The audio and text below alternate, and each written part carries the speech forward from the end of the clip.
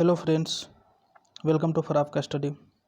साथियों, जैसा कि आप लोग जानते हैं कि हम लोग डेली बेसिस पे जो साइंस का जनरल साइंस है, इसमें हिस्ट्री ज्योग्राफी का भी मैं क्वेश्चन एक दो ऐड करता हूं, जो कि महत्वपूर्ण क्वेश्चन रहता है। साथियों, आप लोग को तो पता ही है, जो लोग देखते हैं और जो लोग पहली बार इस चैनल पे आए हैं, जो पहली बार विजिट किए हैं, वो साथियों चैनल को सब्सक्राइब कर लें और उससे पहले आप पूरा वीडियो देख लें। उसके बाद अगर आपको अच्छा लगे तो चैनल को सब्सक्राइब करके बेल आइकन को दबा दीजिएगा, ताकि आने वाले वीडियो का आपका मैसेज आते रहे, और अपने दोस्तों के साथ भी वीडियो को शेयर कर दीजिएगा। ठीक है साथियों, तो चलिए आज का क्वेश्चन, और आज जो है ये बहुत महत्वपूर्ण क्वेश्चन है साथियों। तो आज का क्वेश्चन स्टार्ट करते हैं। आप तसल्ली से बढ़िया से पेन पेपर ले लीजिए, ताकि अगर कुछ लिखना हो तो लिख सकते हैं, अगर याद रह जाए तो और बेहतर है। और ऐसे ही धीरे धीरे ये 10 से 15 क्वेश्चन डेली करते जाइएगा, तो एक दिन ऐसा आएगा जो कि आपके पूरा एकदम आपके दिमाग में सब क्वेश्चन बैठा रहेगा। तो जिससे क्या होगा कि कोई भी क्वेश्चन या साइंस में किसी टाइप का भी क्वेश्चन एग्ज़ाम में आएगा तो आपको एक भी क्वेश्चन नहीं छूटेगा। और साथियों, इसमें जो मैं जितना बताता हूँ, जैसे ये क्वेश्चन लूँगा, ये क्वेश्चन को आंसर ही सिर्फ नहीं बताऊँगा, इसका डिटेल में सिर्फ दूँ, इसके डिटेल में भी मैं बताऊँगा। तो उससे क्या होगा, सिर्फ आपको आंसर ही नहीं, एक क्वेश्चन आप कवर नहीं किए, एक क्वेश्चन के साथ 4-5 क्वेश्चन आप कवर किए। ठीक है, तो ये मुश्किल से 20 से 25 मिनट का वीडियो रहता था। आप पूरा देखा करें, अगर अच्छा लगे तो दूसरे दिन से देखिए, नहीं अच्छा लगे तो नहीं देखिए, और अगर अच्छा लगे तो शेयर भी कर दिया कीजिए वीडियो को लाइक करके। ठीक है साथियों, तो चलिए आज का फर्स्ट क्वेश्चन स्टार्ट करते हैं। आज का फर्स्ट क्वेश्चन है, निम्नलिखित में से किन स्थायी उत्तकों में, उत्तक मतलब टिश्यू होता है साथियों, टिश्यू में कोशिकाएं मृत होती है, यानी सेल, डेड सेल पाई जाती है। ऑप्शन ए है पेरेनकाइमा, ऑप्शन बी है कोलेनकाइमा, ऑप्शन सी है स्क्लेरेनकाइमा, और ऑप्शन डी है एरेनकाइमा। तो साथियों, जैसा कि हम लोग जानते हैं कि पहले इसका आंसर देखेंगे हम लोग, उसके बाद इसका डिटेल से बात करते हैं। ठीक है, तो इसका आंसर हो जाएगा ऑप्शन सी, यानी स्क्लेरेनकाइमा। यानी स्क्लेरेनकाइमा के अंदर जो होता है, स्थायी उत्तकों में कोशिका मृत होती है। ठीक है, यानी डेड सेल पाया जाता है, डेड टिश्यू। ठीक है, या आप डेड सेल बता सकते हैं, इसमें टिश्यू में डेड सेल रहता है। ठीक है, अब देखिए इसका डिटेल साथियों, ये जो है यानी स्क्लेरेनकाइमा में जीव द्रव नहीं होता है, इसलिए यह डेड सेल होता है, यानी इसमें जीव द्रव नहीं होता है। ठीक है, अब देखिए इसमें अगर एक्स्ट्रा देखेंगे और, तो एक जैसे होता है साथियों, आप जानते हैं कि जलीय पौधा होता है। जलीय पौधा में क्या होता है, वो आपको लगता है कि तैरते मतलब तैर रहा है, तैरते तैरते चलता है, तो उसके लिए जो किसके कारण वो तैरता है, तो उसमें जो साथियों है ना, तैरने के लिए गुहिकाएँ रहती है। यानी जो पौधा, जैसे ये वाटर है और इसमें यह इस तरह से अगर पौधा लगा हुआ, तो इसमें गुहिकाएँ की वजह से जो है पानी में यह तैरते रहती है। ठीक है, और इस मृदुलक को, यानी ये जो क्रिया जो कर रहा था, इसको बोला जाता है एरेनकाइमा। क्या बोला जाता है, एरेनकाइमा, जो ऑप्शन डी में लिखा है एरेनकाइमा। ठीक है, ये बोला जाता है। अब चलिए अगला क्वेश्चन, नेक्स्ट सेकंड देखते हैं। क्वेश्चन नंबर सेकंड है साथियों, विरिसन में क्या बोला, विरिसन में उदर गुहा के बाहर स्थित होता है। क्या, उदर गुहा के बाहर, यानी उदर मतलब तो जानते हैं पेट, यानी पेट गुहा के बाहर स्थित होते हैं। क्या है, विरिसन डैश में उदर गुहा के बाहर स्थित होते हैं। तो ऑप्शन क्या है, ऑप्शन देखते हैं। ऑप्शन ए है मूत्राशय, ऑप्शन बी है अंडाशय, ऑप्शन सी है योनि, और ऑप्शन डी है अंडकोश की थैली। तो साथियों इसका आंसर पहले देखते हैं, तो इसका आंसर हो जाएगा अंडकोश की थैली, ऑप्शन इसका डी करेक्ट हो जाएगा। अब देखिए इसका साथियों, एक जो विरिसन यानी टेस्टस, इसको बोला जाता है, विरिसन को बोला जाता है टेस्टस। ठीक है, ये जो है साथियों, ये मर्द में पाया जाता है, यानी यह इसको बोल सकते हैं नर जनन अंग होता है, नर जनन। ठीक है, यह पुरुषों में पाया जाता है। ठीक है, अब देखिए साथियों, यह जो है, यह शहरी से बाहर, यानी जो है ये अंडाकोश की जो थैली होता है, यानी विरिसन टेस्टस जिसको बोलते हैं, यह शहरी से बाहर स्क्रोटल कोश में स्थित होता है। स्क्रोटल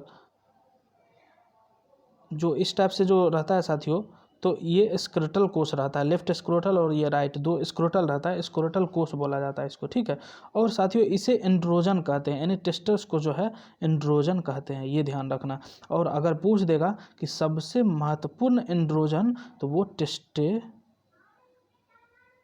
टेस्टेरोन रहता है। कौन है, ध्यान रखना। देखिए टेस्टस को विरिसन बोलता है, टेस्टेरोन सबसे महत्वपूर्ण एंड्रोजन जो रहता है उसको टेस्टस बोला जाता है, टेस्टेरोन बोला जाता है।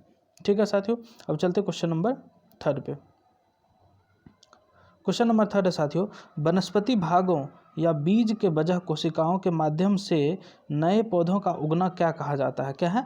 वनस्पति भागों या बीज के वजह कोशिकाओं के माध्यम से नए पौधे को उगाना क्या कहा जाता है? ऑप्शन ए है टिश्यू कल्चर, ऑप्शन बी है पुनः निर्माण, ऑप्शन सी है बहुविखंडन और ऑप्शन डी है छविचर विखंडन। तो साथियों इसका आंसर करेक्ट हो जाएगा टिश्यू कल्चर।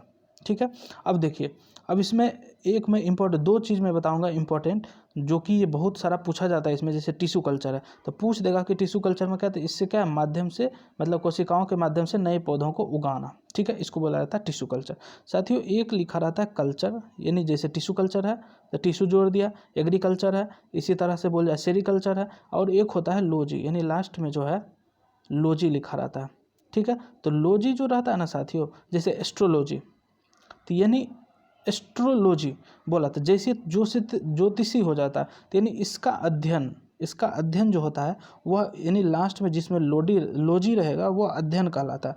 और कल्चर जिसमें लिखा रहेगा ना साथियों, वह उत्पादन से संबंधित। जैसे ही आपको कल्चर दिखा मतलब आप समझ सकते हैं कि यह उत्पादन से ही संबंधित है, और लोजी लास्ट में लिखा रहे तो इसका मतलब ये हो जाएगा कि ये अध्ययन से संबंधित है। अब जैसे मैं दो चार आपको बता दूं, जैसे एपीकल्चर होता है, सुने होंगे साथियों एपीकल्चर मतलब, कल्चर मतलब तो उत्पादन से है, तो किसका उत्पादन, यानी मधुमक्खी का उत्पादन, मधुमक्खी का पालन एपीकल्चर होता है।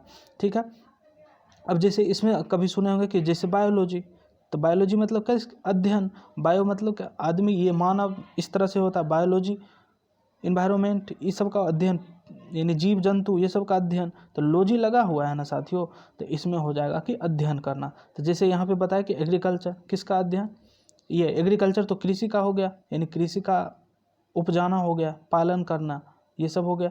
एपीकल्चर जैसे बोले तो मधुमक्खी पालन हो गया, मधुमक्खी उत्पादन, इस तरह से जैसे गेहूं मकई उत्पादन होता है, ये मधुमक्खी पालन कहलाता है।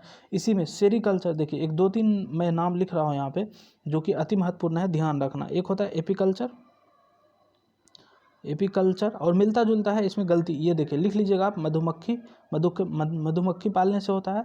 एक होता है सेरिकल्चर, ये होता है रेशम उत्पादन या पालन, जैसे भी आप समझ सकते हैं। पीसी कल्चर, एक होता है पीसी कल्चर, ये होता है मत्स्य यानी मछली पालन से जो होता है, इसको बोला जाता है पीसी कल्चर। ठीक है, ये 3-4 हो गया, और इसी तरह मैं धीरे धीरे करके मैं और 2-4 बताता, आज तो 4 लगभग हो गया, तो इसी तरह धीरे धीरे 2-4 मैं बताते रहूँगा, तो आपको ये धीरे धीरे याद हो जाएगा। तो कभी भी इस टाइप से पूछा, हाँ जैसे बताए थे कल्चर, तो कल्चर मतलब क्या, पालन से संबंधित है। इसी में लॉजी लग जाता है, जैसे एस्ट्रोलॉजी हो गया, बायोलॉजी हो गया, माइकोलॉजी हो गया। जैसे देखिए मैं एक दो बता ही देता हूँ, जैसे क्या है, सॉरी, हाँ यहाँ पे देखिए, जैसे यहाँ पे क्या हो गया, माइकोलॉजी, तो स्टडी ऑफ एल्गी हो गया। अब जैसे एक होता है फंगी, ये सॉरी स्टडी ऑफ फंगी हो गया, एक होता है फाइकोलॉजी स्टडी ऑफ अलगी हो गया, ये हो गया स्टडी। साइटोलॉजी बोला जाता है, साइटोलॉजी, तो क्या हो गया, स्टडी ऑफ सेल यानी कोशिका हो गया। ठीक है, इस तरह से आप ध्यान रख सकते हैं, यानी सब में लॉजी लगा हुआ है, तो ये अध्ययन हो गया। ठीक है साथियों, अब चलते क्वेश्चन नंबर नेक्स्ट, यानी क्वेश्चन नंबर 4 पे। क्वेश्चन नंबर 4 है साथियों, national association of software and services company, NASSCOM, national association of software and services companies, यानी कॉम, यानी ये फुल फॉर्म NASS नेस कॉम, ये ध्यान रखना, national association of software and services company. इसकी बोला है कि पहली महिला, ये सबसे इम्पोर्टेंट है, पहली महिला अध्यक्ष कौन है, पहली महिला अध्यक्ष, ये इंपॉर्टेंट। जैसे ही पहली महिला आ गया ना साथियों, पहला कोई भी है तो वो ज़्यादा इंपॉर्टेंट है, उसको ध्यान रखना ही रखना है। ऑप्शन है विनीता नारायण, ऑप्शन बी है देवजानी घोष, ऑप्शन सी है किरण मजुमदार शॉ, ऑप्शन डी है मल्लिका श्रीनिवासन। तो साथियों इसका आंसर हो जाएगा देवजानी घोष। ठीक है, अब जैसे यहाँ पहली महिला है तो नेस्कॉम का अगर पूछ देगा कि यहाँ इसका हेडक्वार्टर कहाँ है, तो साथियों इसका हेडक्वार्टर जो है वह यूपी में है। और इसका स्थापना पूछ सकता है, कब स्थापना हुआ, तो 1 मार्च यानी 1 मार्च 1988 को इसका स्थापना हुआ। सबसे पहले महिला अध्यक्ष जो है देवजानी घोष है, हेडक्वार्टर कहाँ है, यूपी में। ठीक है, बस इतना ध्यान रखना। अब चलते क्वेश्चन नंबर अगला 5th पे। आसान क्वेश्चन है, आप आराम से ये सब बना ही सकते हैं। बोला है तार की लंबाई दोगुनी करने पर एमीटर रीडिंग किस प्रकार प्रभावित होती है। साथियों अगर इसी में पूछ देता ना कि आई का मान क्या होगा, भी का मान क्या होगा, आसानी से बना सकते थे, लेकिन यहाँ भी बोल दिया क्या कि एमीटर रीडिंग किस प्रकार प्रभावित होती है, तब पर भी आप बना ही सकते हैं। जैसे कि भी बराबर आई आर, ओम्स लॉ के अकॉर्डिंग भी बराबर आई आर, बस इसी से आप कर सकते हैं। तार की लंबाई दोगुनी यानी आर दोगुनी, अच्छा यहाँ पे भी का कुछ नहीं बोला, इसको कांस्टेंट ले लीजिए, तो आई जो है यह इन्वर्सली हो जाएगा, ठीक है, व्युत्क्रमानुपाती हिंदी में बोल सकते हैं कि हो जाएगा आर का। तो अभी यहाँ क्या बोला है कि तार की लंबाई दोगुनी करेंगे, तार की लंबाई दोगुनी करेंगे तो करंट का क्या होगा, यानी रीडिंग एम्पियर रीडिंग क्या होगा, आधी हो रही है, यानी आधी हो जाएगी, तो 5 का आंसर हो जाएगा बी। ठीक है, अब इसमें 2-3 पॉइंट मैं बता रहा हूँ जो जिसको आप इंपॉर्टेंट यानी बहुत ज़्यादा ध्यान से रखिएगा। ठीक है, जैसे कि इसमें बोला जाता है कि एमीटर जो है ना, ये बोल देगा कि एमीटर हमेशा किस क्रम में जोड़ा जाता है। ठीक है, श्रेणी क्रम में या यानी कि सीरीज में। एमीटर यानी एमीटर का जो रहता है, एमीटर का तार, वो हमेशा किस परिपथ में सदैव जोड़ा जाता है, तो सीरीज में या पैरेलल में, तो ये जोड़ा जाता है साथियों सीरीज में, यानी श्रेणी क्रम में जोड़ा जाता है। ठीक है, एक तो ये क्वेश्चन हो गया। अब बोल देगा कि एक आदर्श एमीटर का प्रतिरोध कितना होता है, आदर्श, ठीक है, यानी आइडियल एक आदर्श एमीटर का मतलब कि उसका प्रतिरोध कितना होगा, तो शून्य होता है। आइडियल यानी आदर्श, यानी उसमें कुछ फॉल्ट ही ना हो, तो यानी शून्य उसका जो है प्रतिरोध कुछ नहीं हो, यानी जितना आप करंट दे रहे हैं उतना ही शो कर रहा है, तो ये हो जाता है आइडियल एमीटर का। अब इसी में बोल जाएगा कि आदर्श वोल्ट मीटर। अब वोल्ट मीटर मतलब इसमें क्या पूरा इसमें बहुत ज़्यादा यानी कि वोल्ट पूरा अच्छा से दिखाना चाहिए, तो इसमें जो है ना प्रतिरोध पूछ देता है, तो प्रतिरोध यानी आर बराबर जो रहता है इनफाइनाइट रहता है इसमें। बस सिर्फ ही आपको ये ध्यान रखना है कि अगर आदर्श वोल्ट मीटर बोला है तो इसमें प्रतिरोध इनफाइनाइट रहता है यानी अनंत रहता है, और अगर आइडियल करंट के लिए बोला है कि एमीटर के लिए, तब प्रतिरोध शून्य यानी 0 रहता है। बस इतना आपको ध्यान रखना है। ठीक है, अब चलते क्वेश्चन नंबर 6 पे। क्वेश्चन नंबर 6 है साथियों, निम्नलिखित में से किसकी कोई इकाई नहीं है। क्या बोला है, किसकी कोई इकाई नहीं है। तो देखिए साथियों, ऑप्शन ए है घनत्व, ऑप्शन बी है अपेक्षित घनत्व, ऑप्शन सी है विस्थापन, और ऑप्शन डी है दाब। यानी प्रेशर, ये डिस्प्लेसमेंट होता है, ये रिलेटिव डेंसिटी होता है, रिलेटिव डेंसिटी, ये तो डेंसिटी होता ही है। देखिए अब इसमें मैं बताता हूँ। एक तो डेंसिटी यानी पहला ऑप्शन है, इसका क्या होता है केजी पर metre cube, mass by volume. अपेक्षित को बाद में करते, विस्थापन डिस्प्लेसमेंट यानी मीटर में होता है, डिस्प्लेसमेंट जैसे यहाँ से यहाँ डिस्प्लेस हो गया, दाब यानी प्रेशर न्यूटन पर मीटर स्क्वायर होता है, आप जानते ही हैं। अब देखिए इसका यूनिट नहीं होता, यानी आंसर तो मेरा हो गया ऑप्शन बी। अब देखिए इसका क्यों यूनिट नहीं होता, इस जो है इसका यानी ऑप्शन बी क्या है, अपेक्षित घनत्व जो है, सापेक्षित शायद लिखा रहा था, जो भी हो हिंदी में, तो यानी रिलेटिव डेंसिटी बोला जाता है इसको। अब देखिए रिलेटिव डेंसिटी जो होता है ना साथियों, वो होता है डेंसिटी, जो भी चीज़ का आप लेना चाहें, density upon density of water at 4 degree centigrade, यानी मैक्सिमम डेंसिटी। अब देखिए मैक्सिमम डेंसिटी वाटर का कब होता है, 4 डिग्री सेंटीग्रेड पे होता है, तो इसीलिए यहाँ डेंसिटी रिलेटिव डेंसिटी यानी डेंसिटी अपॉन डेंसिटी यानी यूनिट लेस हो जाएगा, इसीलिए इसका कोई यूनिट इकाई नहीं होता है, तो ऑप्शन इसका हो जाएगा बी। ठीक है साथियों, अब चलते क्वेश्चन नंबर 7। क्वेश्चन नंबर 7 है, थोड़ा सा छोटा कर ले, हाँ। क्वेश्चन नंबर 7 है साथियों, निम्नलिखित तत्वों में से कौन सा समान तत्व वाले अन्य परमाणुओं के साथ संयोजित होकर बड़े अणु उत्पन्न करता है। बड़े जैसे साथियों कि कोई भी है, जैसे ये एक है, मतलब इसको जोड़ के यह बड़ा बन गया, इस तरह से, इसी तरह से क्वेश्चन है। अब देखिए विशिष्ट योग्यता रखता है, अणु यानी बड़े अणु उत्पन्न करने की विशिष्ट योग्यता रखता है। ऑप्शन ए है एल्युमिनियम, ऑप्शन बी है हाइड्रोजन, ऑप्शन सी है कार्बन, और ऑप्शन डी है नाइट्रोजन। तो साथियों इसका पहले आंसर देख लीजिए, इसका आंसर तो हो जाएगा सी, यानी इसके पास क्षमता है कि यह यानी कार्बन जुड़ के ये बहुत बड़ा अणु उत्पन्न कर सकता है। अब देखिए इसका कारण क्या है साथियों, इसका कारण है कि यह जो है यह कोवलेंट बॉन्ड बनाता है सबसे पहले, यह 4, और इसी तरह 4 मिलते मिलते यह बहुत बड़ा एक लिंक यानी एक लिंक बना लेता है, लिंक नहीं लिंक यानी रिंग बना लेता है, या बहुत बड़ा संयोजी इलेक्ट्रॉन का एक बहुत बड़ा में मेजर में संख्या, इसी तरह यह बढ़ते 4 इसमें कोवलेंट बॉन्ड रहता है, इसी बंध के संयोजिक बंध के कारण यह जुड़ने की क्षमता रहता है, और यह बहुत बड़ा, इसीलिए साथियों पृथ्वी पर जो है ना कार्बन की संख्या सबसे अधिक होती है, ध्यान रखना कार्बन की संख्या पृथ्वी पे एलिमेंट में सबसे अधिक होता है, इसी कारण से। अब देखिए इसका अपरूप पूछ देगा, यानी इसका डिफरेंट फॉर्म जो होता है कार्बन का, तो कौन सा होता है? हीरा।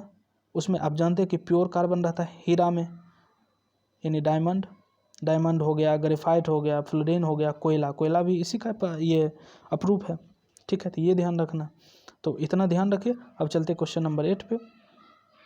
क्वेश्चन नंबर 8 है साथियों, स्थिति या आकृति में हुए परिवर्तन के कारण एक वस्तु में निहित ऊर्जा, निहित यानी छुपा हुआ ऊर्जा, निहित मतलब बोल सकते हैं कि उसमें हिडन जो एनर्जी है को क्या कहा जाता है? ऑप्शन है गतिज ऊर्जा, ऑप्शन बी है रासायनिक ऊर्जा, ऑप्शन सी है परमाणु ऊर्जा और ऑप्शन डी है स्थितिज ऊर्जा। ठीक है साथियों, तो इसका देखते हैं थोड़ा सा। पहले तो आंसर देख लेते हैं। इसका आंसर है ऑप्शन डी, यानी स्थिति आकृति में हुए परिवर्तन के कारण स्थितिज ऊर्जा उसमें निहित ऊर्जा स्थितिज ऊर्जा होता है। अब देखिए स्थिति या आकृति, साथियों स्थिति मान लीजिए कि अभी ये हाइट पे था, यानी अभी पहले ये ग्राउंड पे था, यानी 0, हाइट बराबर 0 था। अब ये यहाँ हाइट पे, यानी आपके छत पे लेके चले गए, जैसे घर है आपका तो आपका मकान यानी छत पे लेके चले गए, तो यानी वहाँ से जब कोई बॉल, मान लीजिए 100 ग्राम का बॉल है, अब ये रखा हुआ है धरती पे तो आपको कोई फर्क नहीं पड़ रहा। अब जैसे ही ये 10 मीटर हाइट से आपके पैर या हाथ या किसी शरीर पे गिरा तो आपको चोट लगता। क्यों? इसके पास एनर्जी हो जाता है। कौन सा एनर्जी? स्थितिज एनर्जी, यानी पोटेंशियल एनर्जी हो जाता है इसके पास। और जैसे ही यह गिरता है तो यह पोटेंशियल एनर्जी जो है ना साथियों, यह कन्वर्ट हो जाता है काइनेटिक एनर्जी। और काइनेटिक एनर्जी में क्या होता है? वेलोसिटी होता है, हाफ mv²। वेलोसिटी और मास, इसी के कारण आपको जो है महसूस होता है कि इसके पास एनर्जी है, और इसी के कारण आपको चोट जो लगती है तो इसी के कारण लगती है। ठीक है साथियों, तो इसमें आप समझ गए होंगे कि स्थिति और आकृति में बात करें साथियों, जैसे पीठ के साथियों देखे होंगे आकृति, जैसे ये स्क्वायर है इसको गोल बना देता है, तो इसमें एनर्जी जो लगा, यानी पीठ को जो ये पीठ के जो बना दिया है इसको, तो उसमें एनर्जी लगा, और वो जो एनर्जी उसमें स्टोर होता है ऊर्जा, तो वो हो जाता है स्थितिज ऊर्जा। तो इसलिए भी इसका आंसर हो जाएगा ऑप्शन डी। ठीक है साथियों, तो अब चलते क्वेश्चन नंबर नेक्स्ट यानी 9th पे। क्वेश्चन नंबर 9th है, किसी जल विद्युत गृह में विद्युत ऊर्जा में परिवर्तन होने वाली ऊर्जा कौन सी है? जहाँ पे यानी जल विद्युत गृह मतलब जहाँ की कह सकते हैं कि जहाँ पे एनर्जी का प्रोडक्शन होता है, इलेक्ट्रिसिटी का प्रोडक्शन होता है, उस गृह में बोल रहा है। ऑप्शन ए है यांत्रिक ऊर्जा, ऑप्शन बी है स्थितिज ऊर्जा, ऑप्शन सी है उष्मीय और ऑप्शन डी है गतिज ऊर्जा। तो साथियों सबसे पहले तो इसका आंसर हम लोग देख लेंगे, आंसर हो जाएगा गतिज ऊर्जा। अब देखिए गतिज ऊर्जा आंसर हुआ कैसे? अब कहीं भी बिजली उत्पन्न होता है साथियों, या तो जानते हैं आप क्या करते हैं, या तो वाटर को बहुत दूर से यानी बहुत ऊपर से उस पर, यानी जैसे कि ये टैंक बना दिया वाटर का, और यहाँ से पानी इस पे यानी ये मोटर लगा दिए, इस पे पानी गिरा तो ये रोटेट हुआ, और रोटेट होने से जो है यह एनर्जी का यानी कि इससे कनेक्ट रहता है, आर्मेचर जो रहता है यानी कॉइल वगैरह कनेक्ट रहता है, तो ये घूमता तो ये एनर्जी प्रोड्यूस करता है, यानी इलेक्ट्रिसिटी प्रोड्यूस करता है। एक तो ये हो गया। या टरबाइन से सुने होंगे कि क्या बोलते हैं उसको, बॉयलर सुने होंगे साथियों। बॉयलर में क्या करता है, नीचे से क्या यानी हीट देके, किसी कारण से हीट देके उसमें पानी को बहुत ज़्यादा भाप में परिवर्तित किया जाता है, यानी गैस में परिवर्तन करके उसके बाद टरबाइन पे उसको गिराया जाता है, जिसके कारण वो टरबाइन रोटेट होता है, और उससे कनेक्ट रहता है जो डायनमो, वह इलेक्ट्रिसिटी प्रोड्यूस करता है। तो यानी अल्टीमेट यानी पूरा इसका हुआ कार्य हुआ क्या, जो गतिज ऊर्जा यानी इसमें जो गतिज ऊर्जा है, मोटर में जो गतिज ऊर्जा है, यानी जो टरबाइन में गतिज ऊर्जा है, यही रोटेट होकर आपको इलेक्ट्रिसिटी प्रोड्यूस करता है। ठीक है साथियों, तो इसलिए जो इसका आंसर भी हो जाएगा गतिज ऊर्जा हो जाएगा 9 का। ठीक है, अब इसमें एक्स्ट्रा मैं 1-2 पॉइंट बता देता हूँ साथियों। जैसे बांध बनाकर इकट्ठा किया जाता है पानी, वह भी स्थितिज ऊर्जा का उदाहरण है। बांध बनाकर इकट्ठा करके, जैसे टनल वगैरह, ये टनल नहीं क्या बोल सकते हैं उसको, गेट जो रहता है बांध के बगल में बना हुआ, जिसको कि खोलने के बाद वहाँ बगल में अगर मोटर या कुछ लगा दिया जाए तो उस पर यानी पानी गिरने के कारण वो रोटेट होता है, और इसके कारण वहाँ पे इलेक्ट्रिसिटी पैदा होता है। ठीक है साथियों, तो इस तरह आप समझ सकते हैं। तो चलिए अब चलते क्वेश्चन नंबर नेक्स्ट यानी क्वेश्चन नंबर 10 पे। क्वेश्चन नंबर 10 है साथियों, ये क्वेश्चन शायद मैं पहले भी करा चुका था, तो ये तब पर भी देख लेते हैं। और क्वेश्चन नंबर 10 है, न्यूलैंड्स ने उस समय तक ज्ञात, यानी न्यूलैंड्स जब आया था न्यूलैंड्स ऑक्टेव सीरीज यानी पीरियोडिक टेबल में, तो डैश तत्वों को अपनी अष्टक वाली आवर्त सारणी में व्यवस्थित किया था। ऑप्शन ए है 63, ऑप्शन बी है 56, ऑप्शन सी है 58 और ऑप्शन डी है 17। तो साथियों इसका आंसर हो जाएगा 58। सॉरी 58 नहीं 56 होता है, 1 मिनट, 58 या 56, हाँ 56 होगा साथियों। इसमें न्यूलैंड जो है 56 था, और उसके बाद जो है कौन सा आया था, न्यूलैंड के बाद मेंडलीफ आया था, उसके बाद मोसले, लास्ट मॉडर्न होता है मोसले, तो यानी मेंडलीफ का अगर बोलता तो वो 63 होता। ठीक है, ध्यान रखना आपको, यानी 56 होता है न्यूलैंड ऑक्टेव में। सबसे पहले तो साथियों इसमें ये पूछ देता है कि अष्टक का नियम किसने दिया, तो न्यूलैंड ने, यानी न्यूलैंड ऑक्टेव सीरीज ने, यानी अष्टक का नियम न्यूलैंड ने दिया। इसमें 56 एलिमेंट होता है, और अगर न्यूलैंड के बाद का पूछेगा तो ये मेंडलीफ होता है, और वो उसमें 63 एलिमेंट था। और उसके बाद अगर पूछा जाए जो मॉडर्न पीरियोडिक टेबल है 1913 में, और ये किसके द्वारा दिया गया, तो ये दिया गया था मोसले, वैज्ञानिक जो साइंटिस्ट मोसले थे, इसके द्वारा दिया गया था, जिसमें 1913 में मोसले के द्वारा। साथियों अगर अभी का पूछ दे कि टोटल कितना एलिमेंट है, टोटल एलिमेंट पीरियोडिक टेबल में, तो टोटल तो है साथियों 118। अब इसमें पूछ देता है 118 में आर्टिफिशियल, और पूछ देता है कि नेचुरल, तो नेचुरल तो हो जाता है 94, जो बाद बाकी है वो आर्टिफिशियल हो जाएगा। अब इसमें पूछ देगा कि धातु का संख्या, यानी मेटल का, number of metal number of metal in new periodic यानी मॉडर्न पीरियोडिक टेबल, तो कितना हो जाएगा साथियों, वो होता है 91। कितना हो जाता है 91। नेचुरल एलिमेंट हो जाएगा 94, और 91 हो गया आपका मेटल। और नॉन मेटल का बात करें तो वो हो जाएगा नॉन मेटल, मेटलॉइड्स को हो जाएगा 7, और बाद बाकी जो बचा यानी 20 लगभग बचता, तो वो हो जाएगा आपका नॉन मेटल। ठीक है साथियों, तो ये ध्यान रखना। और इसमें अगर पूछ देगा कि पीरियोडिक टेबल में सबसे, यानी मेटल में सबसे भारी धातु कौन सा है, यानी सबसे भारी धातु कौन सा है, तो साथियों वो होता है ओस्मियम। क्या होता है, ओस्मियम। और सबसे हल्का धातु अगर पूछे तो वह होता है लिथियम, यानी सबसे भारी सबसे हल्का लिथियम। और अगर सबसे हल्का एलिमेंट बोल दे, धातु नहीं बोले, सबसे हल्का एलिमेंट अगर बोल दे तो वो होता है हाइड्रोजन। इतना आपको ध्यान रखना, अगर इतना ध्यान रख लीजिएगा तो पीरियोडिक टेबल का बहुत सारा इसी से क्वेश्चन बन जाएगा। ठीक है साथियों, तो आज के लिए यह लास्ट क्वेश्चन था, तो आज के लिए इतना ही। आप लोग खुद सुरक्षित रहिए, अपने परिवार को सुरक्षित रहिए, या कोरोना वायरस के जो अभी वायरस पूरा देश में फैला हुआ है, तो इससे सुरक्षित रहिए और पढ़ते रहिए। और पूरा अगर वीडियो देखें तो ज़रूर अच्छा लगा होगा, वीडियो को लाइक ज़रूर कीजिए और अपने दोस्तों के साथ शेयर कर दीजिए। और चैनल पे अगर आप पहली बार विजिट किए हैं तो चैनल को सब्सक्राइब करके बेल बटन दबा दीजिए, ताकि आपका, यानी जब भी मैं वीडियो डालूँ, यानी वीडियो जब भी मैं क्या कि आज यानी कि फिर मैं कल छोड़ के यानी परसों फ्राइडे को मैं वीडियो इस पर डालूंगा, तो आप देखिए और लाभ उठाइए, अपने दोस्तों के साथ भी शेयर कीजिए। और अगर इस तरह का वीडियो आपको देखना है, और इसमें जो मैं ये तो 22 या 23वां है, इससे जो पहले 20-22 डाला हुआ है, तो या तो मेरे चैनल के लिंक में जाके, लिंक में एक डाल दूंगा, उससे जाके देख लीजिए, या फिर एक प्लेलिस्ट में ये बनाया हुआ हूँ, तो उसमें जाके पूरा वीडियो आप देख सकते हैं। ठीक है साथियों, तो आज के लिए इतना ही। धन्यवाद, thank you, thanks for watching this video.